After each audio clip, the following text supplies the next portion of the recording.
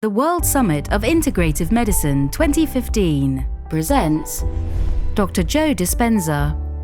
As a teacher and lecturer, Dr. Joe has been invited to speak in more than 27 countries on 6 continents, educating thousands of people in his easy-to-understand, encouraging, compassionate style, detailing how they can rewire their brains and recondition their bodies to make lasting changes. Hi, everybody. My name is Dr. Joe Dispenza. My latest book is called You Are the Placebo, Making Your Mind Matter. And I wanted to take some time and talk to you about the concept of the placebo and hopefully give you some tools to apply to your life. The placebo has actually been around for thousands of years. But in the latest century, placebo has made its effect in medical studies because there isn't a study in medicine now based on drug trials that doesn't include the power of the placebo. So think about this. How is it that you can give someone a sugar pill, a saline injection, or perform some false surgery or treatment, and a certain percentage of those people will accept, believe, and surrender to the thought or the idea that they're getting the actual substance, and they begin to program their autonomic nervous system to make their own pharmacy of chemicals that matches the exact same chemical that they think they're taking. In other words, was it the inert substance or fake treatment that did the healing for them, or was it the body's innate ability to heal itself? So that pill then represents a potential called health, or what we say in our work, a potential in the quantum field. And by the way, certain color pills work better than other pills. If you charge more money for medication, those pills will actually work better. If you name them something that a person has difficulty pronouncing, they'll give their power away to that substance and it'll work even more. But if you think about the idea of giving someone a sugar pill, that pill represents a potential in the quantum field, a possibility called getting better. A certain percentage of those people that are getting a pill and they have their belief in the idea that pills heal them, once they combine that thought called getting better with an elevated emotion, a heartfelt emotion, like gratitude, or joy, or inspiration, or enthusiasm, and theos filled with God. When you combine a clear intention with an elevated emotion, you begin to change your state of being. Now, what do I mean by that? Thoughts are the language of the brain, and feelings are the language of the body.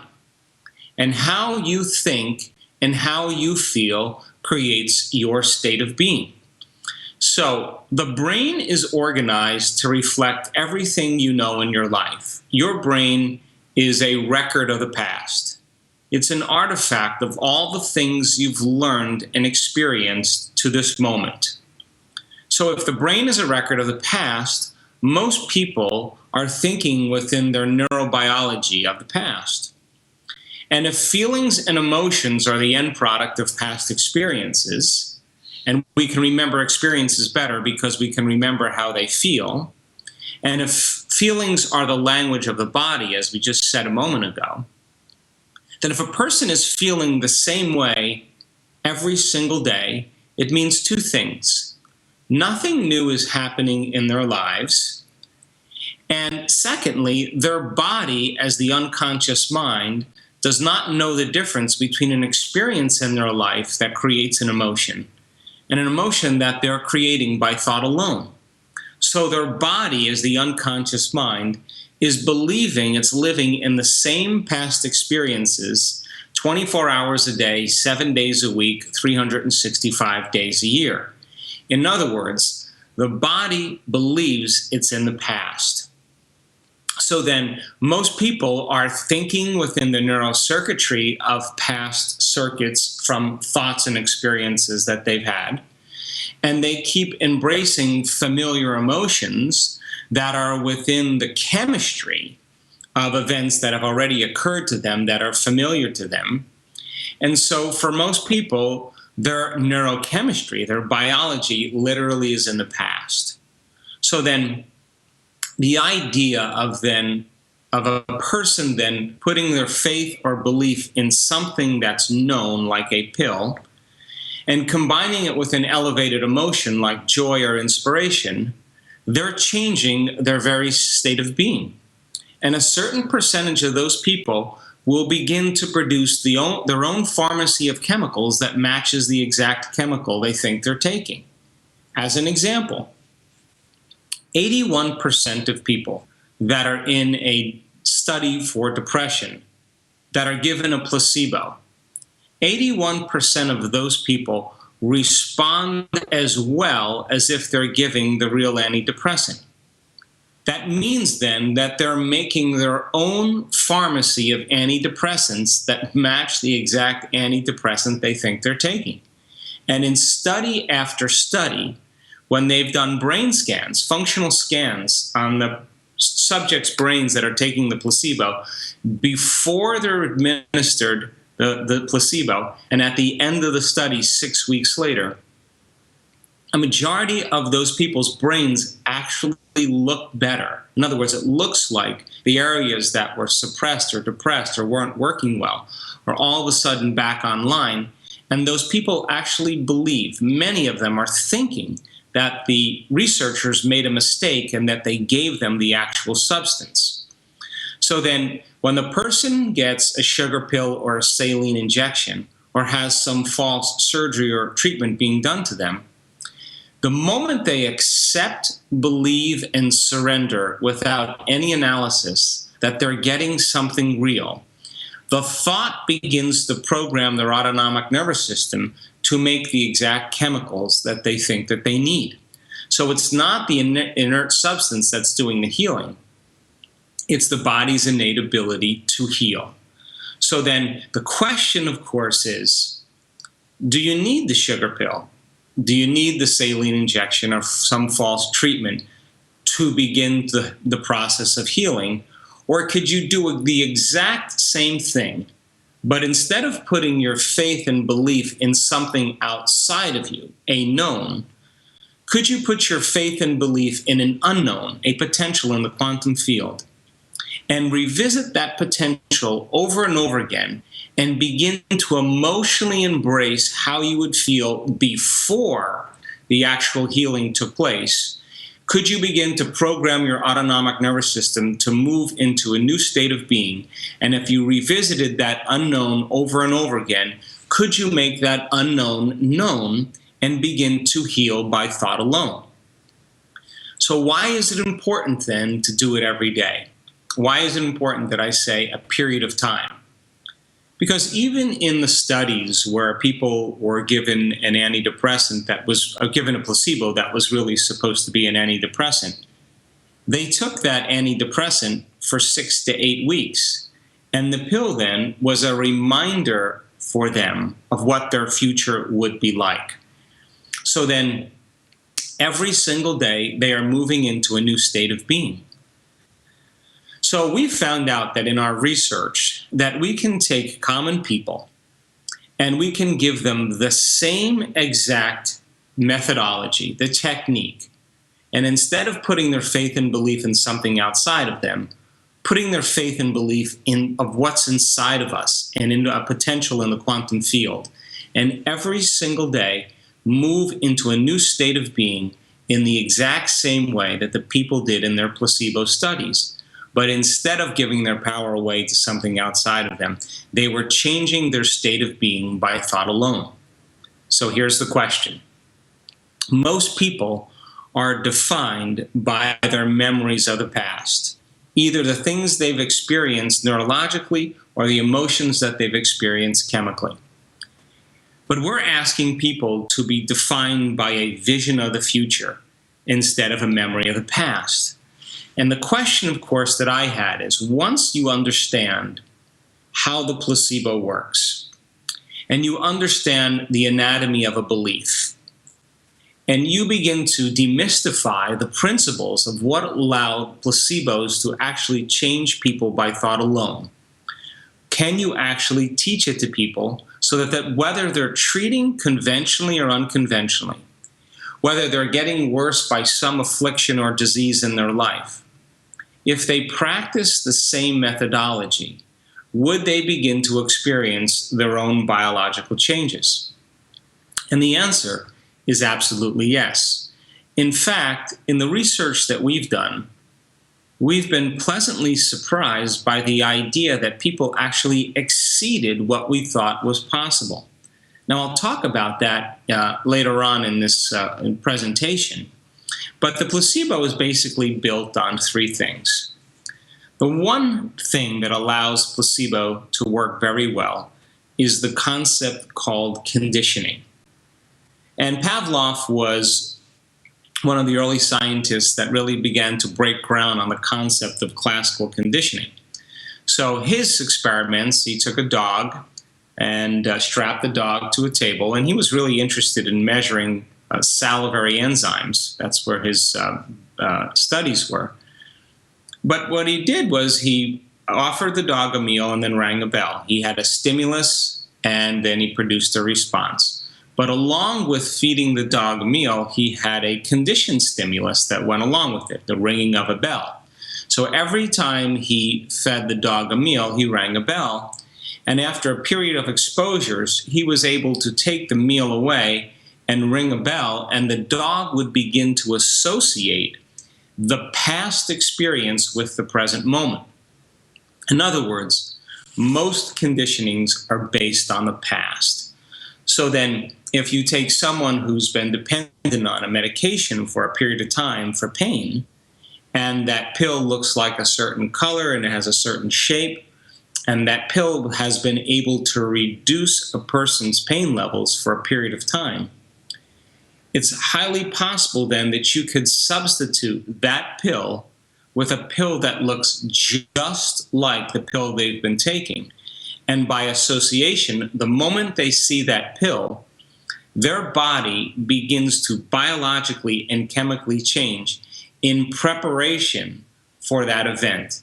In other words, when Pavlov rang the bell and the dog heard that sound, it created the image from the past experience of what was about to take place in the present moment. And the dog's body automatically, physiologically, chemically, subconsciously began to change in preparation for the event. In other words, the dog's body was beginning to believe it was in the experience ahead of the actual experience.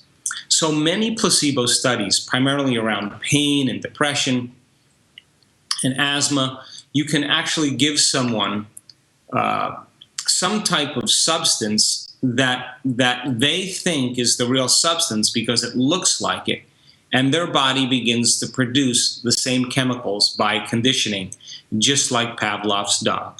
So then you have to understand then that a lot of people put so much faith in the medical model, so much faith in drugs and in surgery and in typical treatments based on the programming of what we're taught in or exposed to in television commercials and in media, that people all of a sudden have a better level of efficacy. In other words, the drugs work better when they have been conditioned to believe that they work better. So the first thing is conditioning.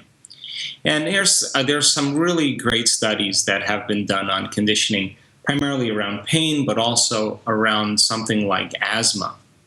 You can take children that have asthma and asthmatic reactions, and you can give them an inhaler that is a bronchial dilator. And when they take the bronchial dilator, the taste of cinnamon or the scent of cinnamon is mixed in with the drug. And every time the child has an asthmatic reaction, they use the inhaler, but they also smell the cinnamon. Well, you can diminish the amount of bronchial dilator like albuterol and over a period of time continuously use the scent of cinnamon, And by the end of the study, more than half of the children were inhaling cinnamon and had no drug mixed in with it, and they were dilating their bronchioles and reducing their asthmatic symptoms by the concept of conditioning. That's the first thing. The second thing, or the second element that allows the placebo its abilities or its mastery in terms of helping people, is the concept called expectation. Now, we've been kind of briefly talking about expectation, but when a person begins to expect something new, the brain, in effect, is an anticipation machine. So then the moment you start to expect something to change and you look forward to the outcome, as I said earlier, it's not only a thought process. The moment you begin to think about how the experience is going to feel, it's that combination then of the thought and the feeling that changes your state of being. Now, for many people, it could work for us, and for many times, it could work against us. Here's an example. In certain studies in medicine, they have been able to demystify the concept of this thing called anticipatory nausea. And you can take a group of people that have been diagnosed with cancer, and they're going to have a series of chemotherapy treatments. And when the doctor tells them that there'll be a high possibility or probability that from the chemotherapy that they can get nauseous, that 40 to 50% of those people on their drive to their first chemotherapy treatment, in anticipation of getting nauseous, actually get nauseous before their first treatment. In other words, they begin to think about the idea of getting nauseous. And as they begin to experience the thought in their mind, the end product of an experience is called a feeling or an emotion. So then they're beginning to produce the very chemicals, the very physiology that causes their body to move into nausea ahead of the actual event. But we do this all the time. You wake up in the morning and you begin to think about all the things you have to do and the people you have to see and the places you have to go at certain times. And as you begin to think about those events, and you begin to expect or anticipate or forecast how the experience is going to go, the moment you conjure up an idea of how that event is going to go, if the thought in your mind becomes the experience, you begin to feel the emotion, and now your body is already in that predictable future based on your associations or your memory of the past. So then, instead of teaching people to focus on some worst case scenario in their lives, is it possible then to teach them how to begin to anticipate some other change that happens in their life and combine that clear intention with a heartfelt emotion to begin to prepare the body to believe it's living in a different future reality instead of the same reality? And we've done this over and over again in our workshops around the world, and people begin to change their physiology from coming from different places in mind and in body. And I'll talk about that as we move through this program.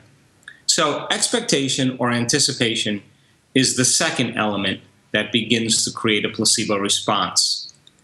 Now, the last element is called assigning meaning to something. If you take a person and you sit them down and you show them a diagram of how selective serotonin inhibitors work in the brain, serotonin reuptake inhibitors, like Prozac or Zoloft, and you show a picture of a nerve cell synapse, and you show how serotonin goes across the synapse, and then you tell them there's little enzymes that come and pick up the serotonin, and serotonin is completely related to depression, and you build this whole model for them, and then you show what the drug does, and you show them how it works. And if the doctor is enthusiastic and the doctor is excited and the doctor is confident and has a certain authority and charisma about them, the person begins to believe more that that placebo or that medication is going to work. And so if you begin to assign meaning to what you're doing, if you understand the why and the what in terms of the chemical you think you're taking or the placebo you think you're taking, the moment you begin to assign meaning to it and you understand the what and the why, the how becomes more easy.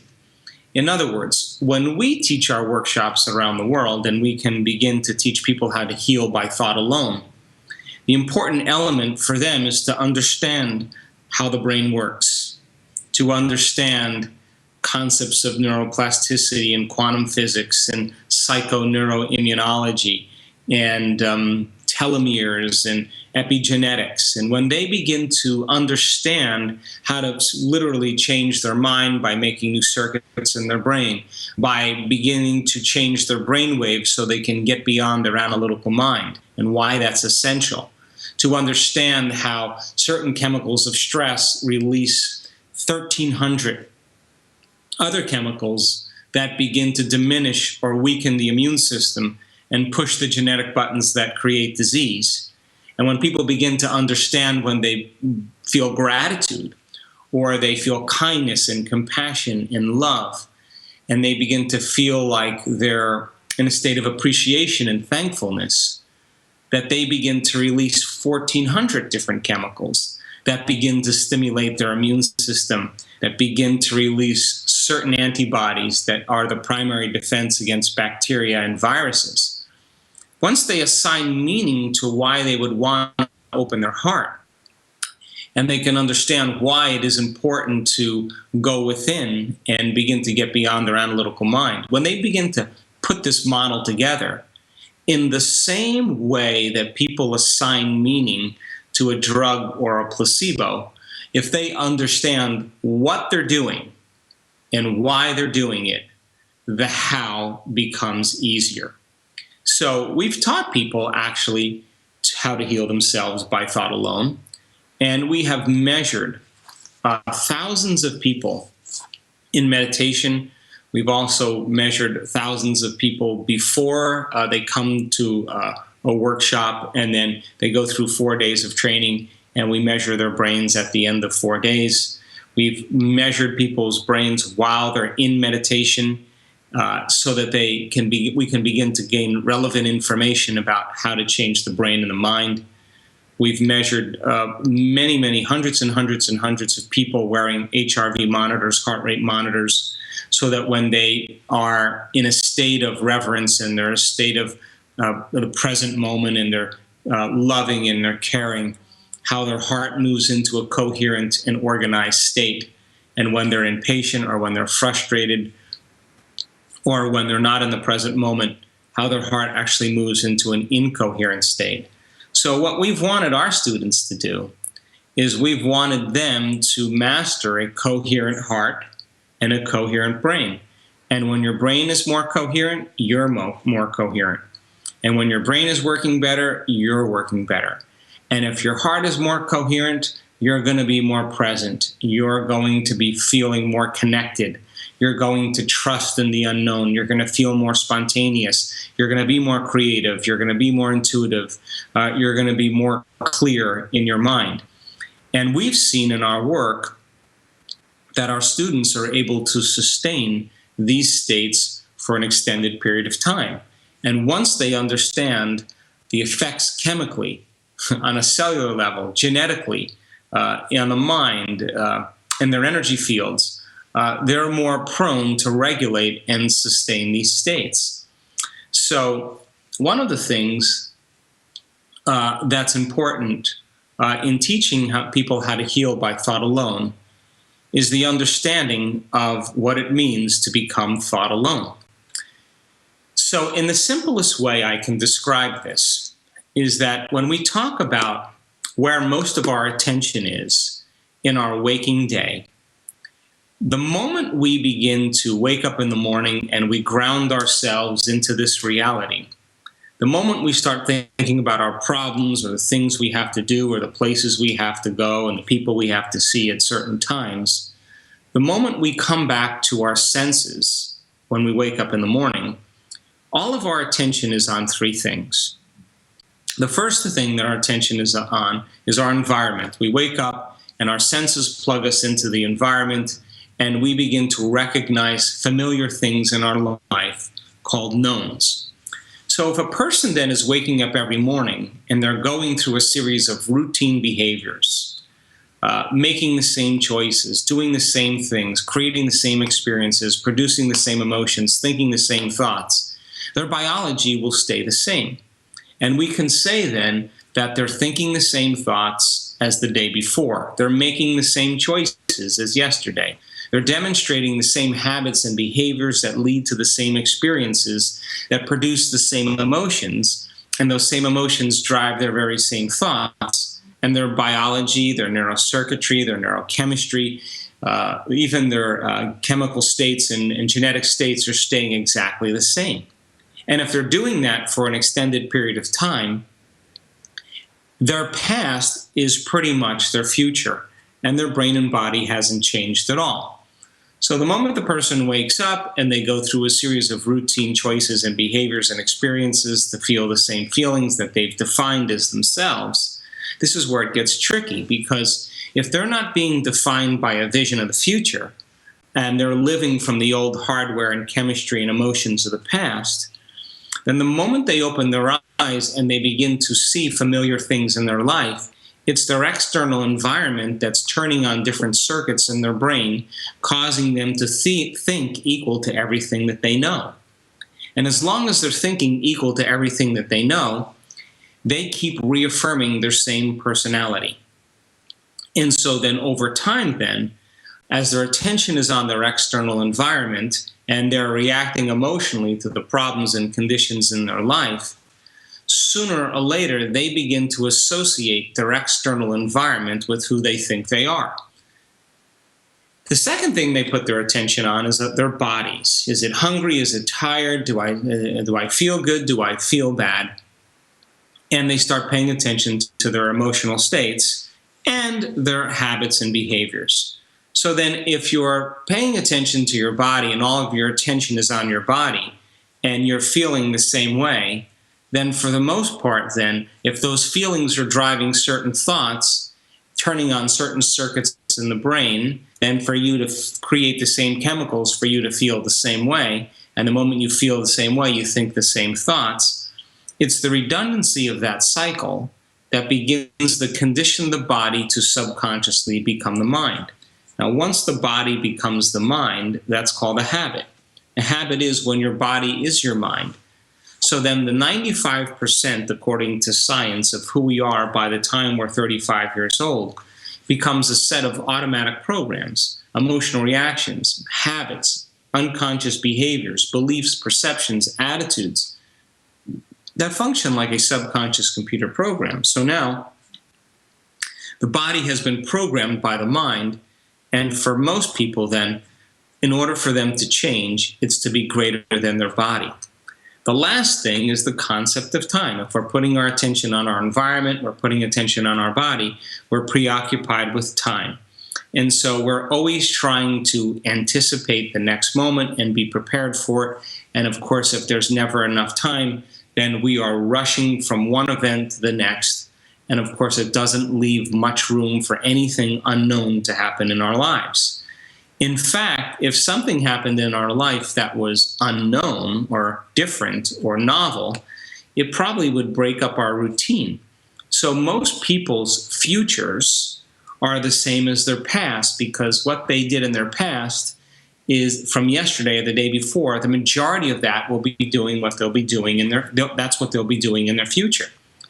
So then if we're going to heal by thought alone, and 90% of your thoughts are the same thoughts as yesterday, and the same thoughts lead to the same choices, and the same choices lead to the same behaviors, and the same behaviors create the same experiences, and those same experiences produce the same familiar feelings, then for the most part, then people don't have the liberty to be able to understand how they can heal by thought alone. So then new thoughts should lead to new choices, and new choices should lead to new behaviors. New behaviors should create new experiences, and new experiences should produce new feelings and new emotions. So then, why am I telling you all this when it comes to the concept of meditation? Because in meditation, you are disconnecting yourself from your external environment. You're taking away the constant stimulation in your external world that's reminding you of who you think you are. And if you're decreasing the amount of sensory input that's coming into your brain by closing your eyes and playing soft music in the background and sitting your body down and not moving it around so it feels, you're beginning to dissociate from your external world. If you're sitting your body down in one place and you're making it stay there and no longer being defined by a body, then we would say then that the moment you do that, if you do it properly, you will forget that you will have a body. And if you are in the present moment and you know the difference between when you're present and when you're not, if you have the ability to no longer be associated with your environment, no longer be conditioned as a body, and to no longer live in time, that is the moment you truly begin to become pure consciousness. Now, in the thousands of brain scans that we've studied, I can tell you without a doubt that you are at your absolute best when you get beyond yourself, when you get beyond your analytical mind. I could also tell you that at the moment you disconnect from your body, the moment you forget about your external environment, and the moment time disappears, in that moment you become nobody. You become no one. You become no thing, in nowhere, in no time. That's the moment you become pure consciousness, and that's the moment now you are disconnected from your body, your environment, and time. When that occurs, and you have separated yourself from this space-time reality, that's the moment you become thought alone. So if you are going to change something in your life, your environment, heal your body in some way, or create some new experience or novel event that's not in your predictable future in time, based on your past memory in time, and you are going to do that by thought alone, then you literally have to become thought alone. And when we dissociate from that body, environment, and time, and we become pure consciousness, that's the moment you have access to all possibilities that exist in the quantum field. So now when a person begins to move into this state, they forget about themselves. They forget that they're a body. They forget that they're connected to an environment. They forget they're an identity. They forget that they're a male, they're a female. They forget their profession. They forget their past. They forget their future. They forget their name. They forget their pain. They forget their disease. And that's the moment now they can begin to produce significant changes in their biology and in their lives. So then, if you are going to heal your body, you have to get beyond your body. If you are going to change some aspect of your personality, you have to forget about your identity or being someone. If you are going to create something in your life in some place, you have to get beyond things and places. And if you are going to create some new event in your life in time, you have to get beyond time. Now, you and I have all the biological and neurological machinery to do this. And when we begin to separate ourselves from the conditions of this external environment, body, and time, something amazing happens in the brain and in the heart. So the moment you become nobody, no one, no thing, nowhere, in no time, and you become pure consciousness, we've seen this over and over again in the brain. all of a sudden the heart and the brain become highly organized. They become very, very coherent. And when the brain starts functioning in coherence, it begins to synchronize. It begins to become more organized. And different compartments in the brain begin to unify together. And the brain starts moving into a more of a whole brain state. Now, we have studied enough people that have healed themselves of all kinds of health conditions, from cancer to diabetes to chronic pain to lupus to MS to rare genetic disorders that science had no solution for, from thyroid conditions, from brain tumors, all kinds of things. The beauty behind their ability to get beyond themselves and to heal is that the moment they move into that state where the brain all of a sudden starts to fire more synchronously, more integrated, more coherent, where we see the front of the brain talking to the back of the brain and the right side of the brain talking to the left side of the brain and different compartments beginning to unify, that's the moment the person is beginning to feel whole. And the energy that normally sits in the lower centers of the body that has everything to do with sexual identity and consumption and guilt and shame and anger and fear and frustration, all of those lower hormonal centers basically are no longer being endorsed.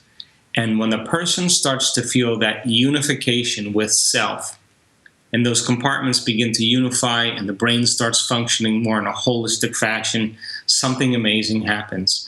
The heart begins to open up, and they start to feel incredible love for the moment.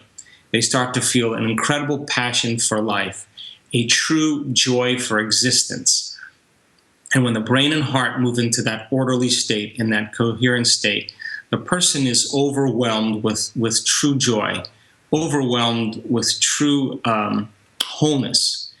And when they're feeling that whole, the union of polarity, the union of good and bad, the union of positive and negative, the union of male and female, the union of past and future, the union of polarity takes place right in this creative center. And the heart all of a sudden gets very, very organized, and the person starts to feel completely whole. Now, why is that significant? Because when you feel whole, it's impossible to want. When you feel whole, you already have everything that you've always wanted.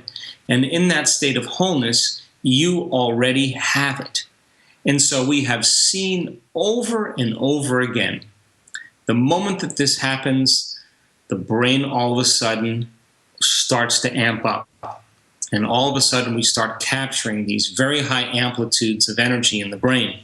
And when these high amplitudes of energy take place in the brain, it's sometimes 26,000 to 40,000 times normal. And the person is having an internal experience in that moment that is transcendent of any past experience in their lives. In other words, they're having a full-on sensory experience without their senses. And the brain's neurotransmitters begin to change. And when they're having that inner event that's so real, something beautiful happens. Experience enriches the brain. So imagine if your senses right now were 25% more amplified. Everything that you saw, everything that you heard, everything that you smelled, everything that you tasted, everything that you felt was enhanced by 25%. If it was enhanced by 25%, we could say that if your senses were ignited like that or activated, you would be more conscious in the moment. You would be more aware. And so when the person has these high amplitudes of energy, many neuroscientists that have studied our work have said, oh, that person's having a seizure. The problem with that is that doesn't look anything like a seizure in the brain. They just can't explain the amplitudes. But secondly, the heart during this entire time for 1 hour or 45 minutes or an hour and 15 minutes is completely coherent, and the person's in a state of love or gratitude the entire time. In other words, if they were having a seizure, their heart rate would be very, very out of balance. So whatever's going on in that person's mind in that moment is absolutely real to them. So if experience enriches the brain, we're actually reorganizing the neural circuitry in the brain. And if experience produces emotion, then the person's feeling a state of holism or a state of gratitude or a state of joy or a state of love. Their body and brain are changing, and when they feel that elevated emotion, which is the end product of that experience, it's that emotion and its energy that begins to literally upregulate new genes for health and downregulate certain genes for disease. And in a twinkling of an eye, we have seen people heal in 1 second as a result of it. So then, that person's inner experience basically is washing the past out of the brain and body, and the person's now living in that future reality in the present moment. Now, that isn't the case with every scenario, but we're seeing a trend now in our workshops, especially in this last year. In Arizona, in the spring of this year, in June, in Australia, and then recently in Munich, in August, we have seen the same scenarios happen with people over and over again. Now, in other scenarios, the person has to move into a state of being, and every day as they move into a new state of being, and every day as they practice their meditations, just like taking a placebo for 6 to 8 weeks to change their state of being, the person makes slow, steady progression in time. And it may take them a year or 2 years to heal their condition. But in fact, in time, it actually heals. So I want to talk a little bit about these concepts on a more fundamental level that relates to you and I. Why is it then that beliefs we have about our health or about our lives or about spirituality or about medicine or about health or about God or whatever it is, tend to drive who we are as a person? So let's talk about the anatomy of a belief, and we'll talk about how we do this in order to get from being conscious in our conscious mind to begin to program our subconscious mind where true change takes place. Now, before I do that, I want to add one last point, and then I'm going to go into a PowerPoint presentation to kind of solidify all of this. When you wake up in the morning, your brain chemistry changes.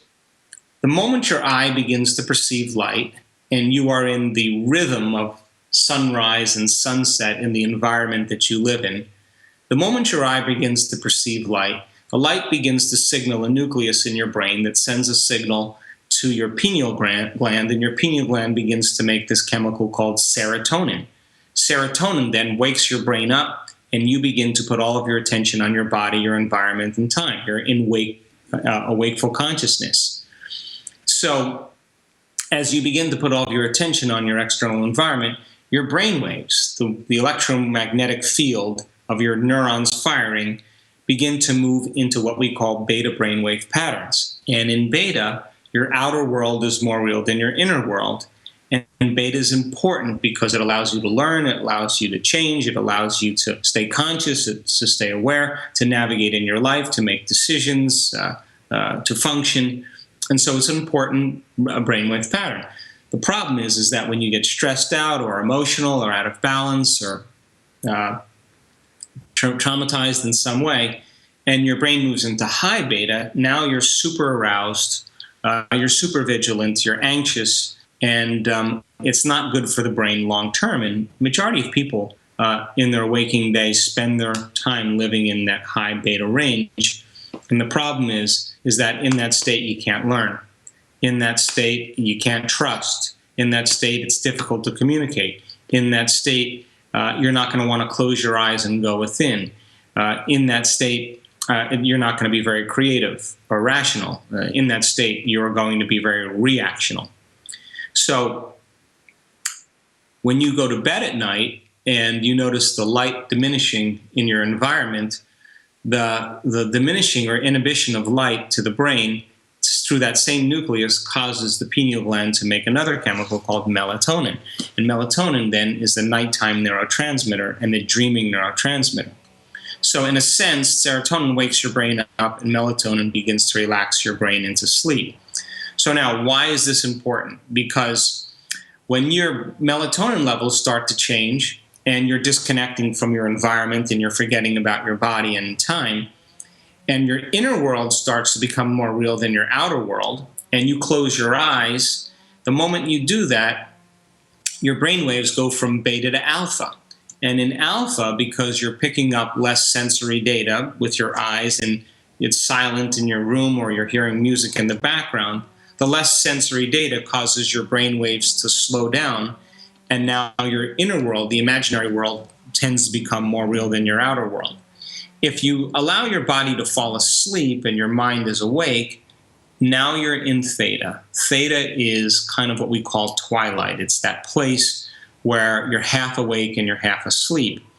Now, if 95% of who you are by the time you're 35 years old is a set of programmed behaviors in which the body has become the mind, the moment you're in theta, the body is asleep, it's no longer the mind, and people have access to instantaneous change.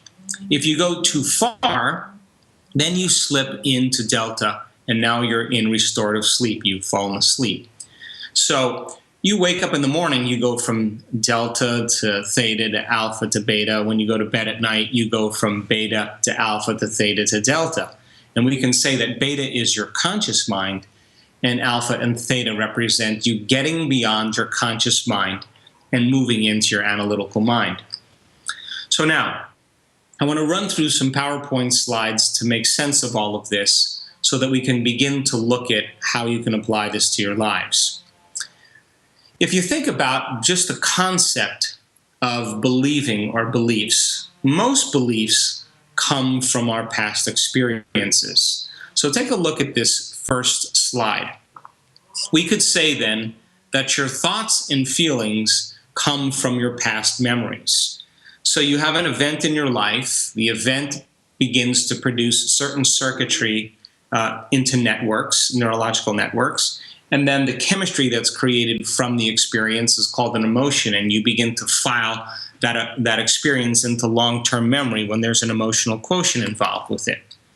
So then, if you combine a thought and a feeling, a thought and a feeling, and a thought and a feeling, we would call that then an attitude.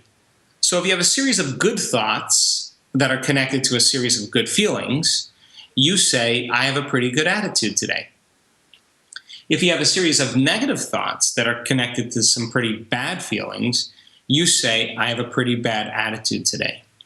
So if how you think and how you feel creates a state of being, then attitudes are just shortened states of being.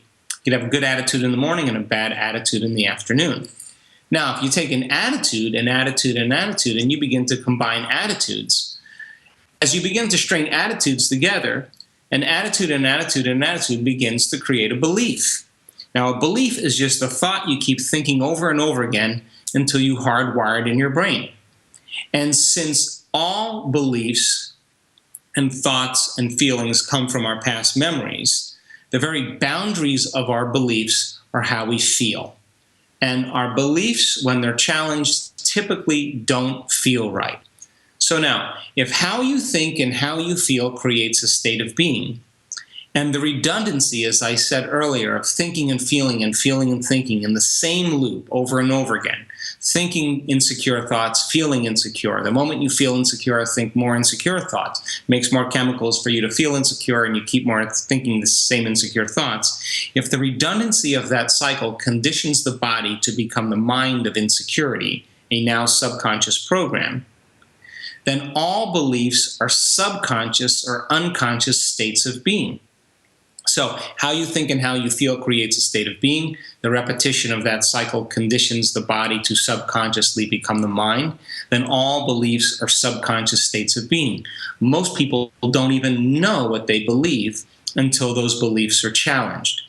So if you string a belief, a belief, a belief together, the combination of stringing more states of being together creates what we call perceptions. Now, our perceptions have everything to do with the choices we make, the things we create in our lives, the relationships that we have, and the behaviors that we demonstrate. And in fact, if you want to study someone's beliefs or their perceptions, just watch their behaviors or what they say.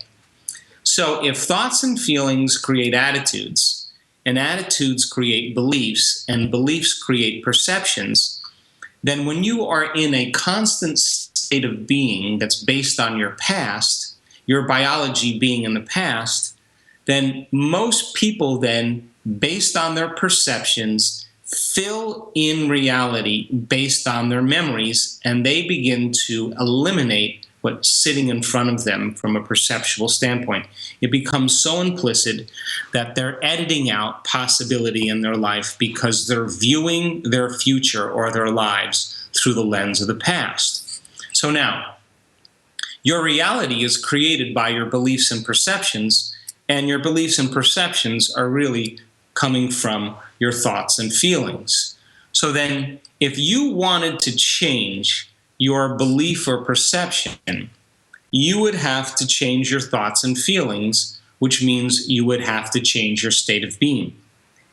And in our workshops, we know then that when people have traumatic or difficult events in their lives that brand them neurologically and emotionally, that in order for them to change a belief or perception about themselves and their lives that's based on that past experience, that they're going to have to make a decision with such firm intention that the amplitude of that decision carries a level of energy that's greater than the hardwired programs in their brain and the emotional addiction in their body, and their body literally has to respond to their mind.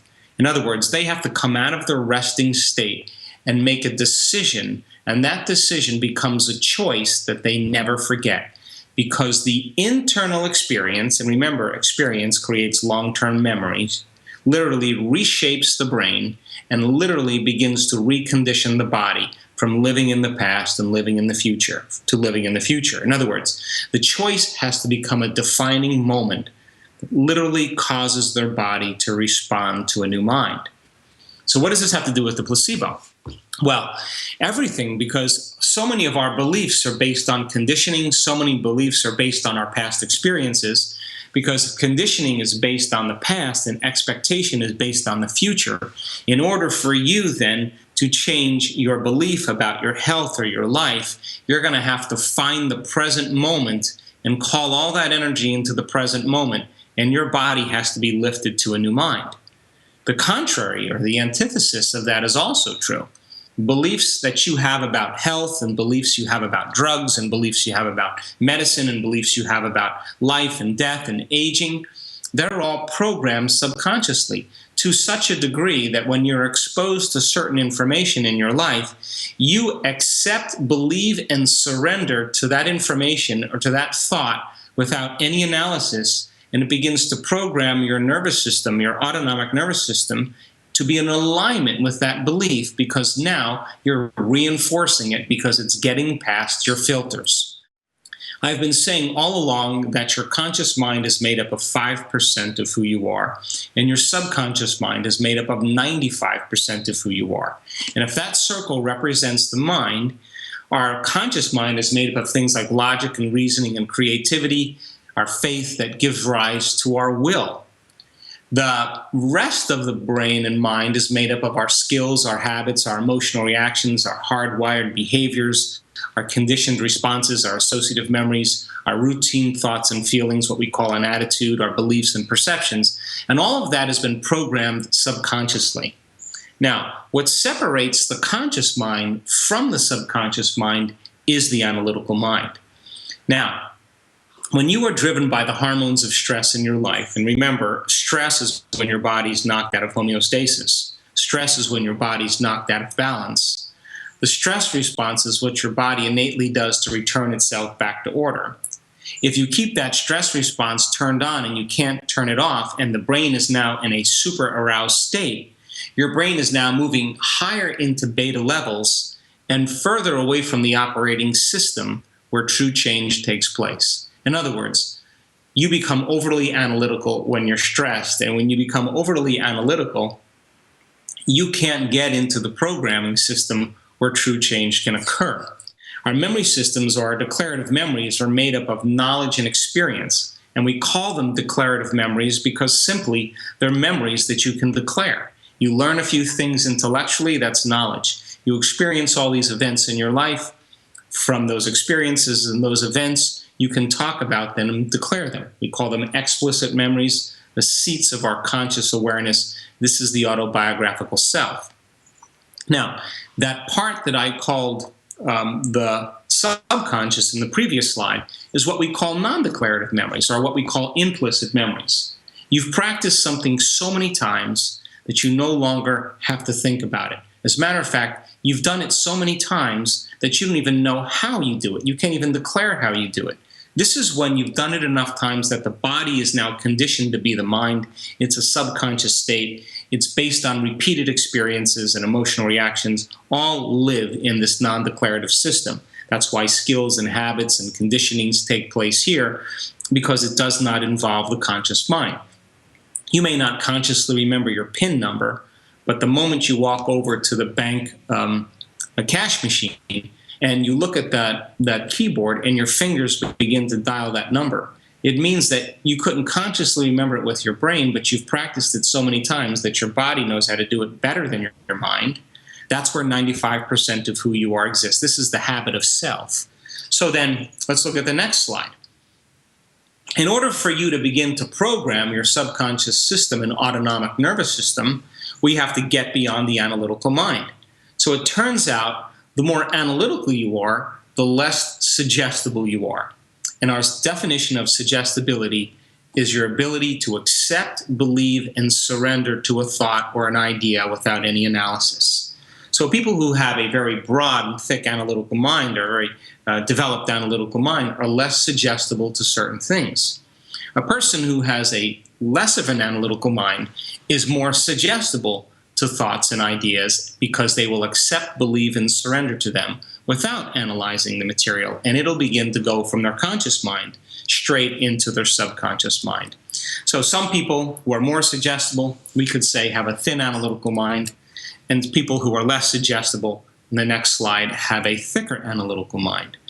So our job then is to move from our conscious mind to our subconscious mind and change our brainwaves, and this is what meditation is all about. If a person is in a high level of stress, or they're in their conscious mind, to some degree they'll either be in high beta, mid beta, or low range beta. Now, once they begin to think less and analyze less, their brainwaves begin to change, and now they're in alpha, theta, or delta. They are literally in the realm where they can begin to program their autonomic nervous system to begin to make new chemicals, to signal new genes, to begin to change their internal chemistry to a greater degree. Now, there are two ways that we use in our work for people to slip into the state. One way is that when you're stressed out and you're over-focused, and your attention is on your outer world is only made of a few things. It's made up of objects, things, people, places, and time and events in your life. So then when you teach a person, instead of focusing on in a narrow focus, what we call a convergent focus, to open their focus and focus on nothing or space or energy, if they're sensing and they're opening their focus, they're not thinking, and they begin to slow their brainwaves down. And not only slow their brainwaves down, but slow them down into a more organized and coherent fashion. The second way we induce this state is when we have people become heart-centered. When they begin to put their attention in their heart area, they begin to change their breathing, they begin to regulate their breathing, they begin to feel their heart space, and they begin to put their attention there while they're breathing and allow their breathing to slow down. Once they slow their breathing down, they're less stressed. When we then ask them to cultivate an elevated emotion, if they're feeling those elevated emotions, they're thinking less. And if we ask them then to sense the space and radiate this feeling beyond their body and space, they change their brainwaves in a matter of seconds. And now they're beginning to open the door between their conscious mind and subconscious mind. So we have the techniques in place, and we've seen people do this in 4 seconds, 2 seconds, 5 seconds, 9 seconds, 13 seconds, 15 seconds. They know now how to do it, and it's become a skill for them. So on the next slide, we could say then, as you change your brainwaves, the movement of consciousness is out of the thinking analytical neocortex, and as consciousness begins to fall out of the the neocortex, now you are conscious, but you are in your limbic brain, or you're in the subconscious centers below the conscious mind. And the union of the conscious mind with the subconscious mind is exactly what it takes to begin to program your autonomic nervous system into a new destiny. And so this is why positive thinking doesn't work, because if you're thinking positively and you're feeling negatively, you can only accept, believe, and surrender to the thoughts that are equal to your emotional state. And you will not accept, believe, and surrender to any thoughts that are not equal to your emotional state. So I don't care how positive a person is in their conscious mind and how positive their thoughts are. If they're feeling negative, or they're feeling guilty, or they're feeling unworthy, or they're feeling insecure, that's mind and body in opposition. Now, we know that the moment we change a person's internal state to a state of gratitude, to a state of appreciation, to a state of kindness, a state of thankfulness, the moment they change their emotional state and they get beyond the addiction of those stress hormones, and they're no longer in fear, they're no longer in worry, they're no longer in anxiety, they're no longer in guilt, shame, sadness, anger, aggression, fear, the moment they're beyond all of those and they're in a state of gratitude, gratitude means the event has already happened, or the event is happening to you. That's the emotional signature. When the person's in this state, now they're ready to accept, believe, and surrender to the thoughts equal to that emotional state, and they begin to program their autonomic nervous system into a different state of mind and body. So then getting a person beyond themselves and beyond their fears and their emotions, beyond their habits, and helping them find the present moment is exactly what it takes for people to become their own placebo. And so if they can't get beyond their conscious mind, then they're not in the operating system where true change can take place. And this is why affirmations do not work. They don't work because for most people, they want abundance, but they feel lack. They want health, but they don't feel wholeness. They want the mystical moment, but they don't feel awe. They want the new relationship, but they don't feel love. They're waiting for something outside of them to change how they feel inside of them. And the quantum model of reality is exactly the opposite, not living by cause and effect. In other words, not your personal reality controlling your personality, but your personality beginning to control your personal reality. It means that in order for you to have a healing, you have to feel wholeness and appreciation so that your body can heal. In order for you to have a new relationship where you feel love, you have to feel love before that relationship can occur. If you want to have wealth in your life, then you have to feel abundance before the wealth. And if you want to have a mystical experience, you already have to be in awe of life. And so then it's kind of contrary to how we've been conditioned. And of course, this is a subconscious belief. But when you get people into that state where they can teach their body emotionally how the future is going to feel ahead of the actual experience, now the thoughts that they're thinking begin to get past that analytical mind and begin to program their body and their genes to make new proteins to prepare their body for that future event. And the side effect of that, of course, is an unknown or novel experience in their life that they had never anticipated. We've also measured the energy around people's bodies when they do this.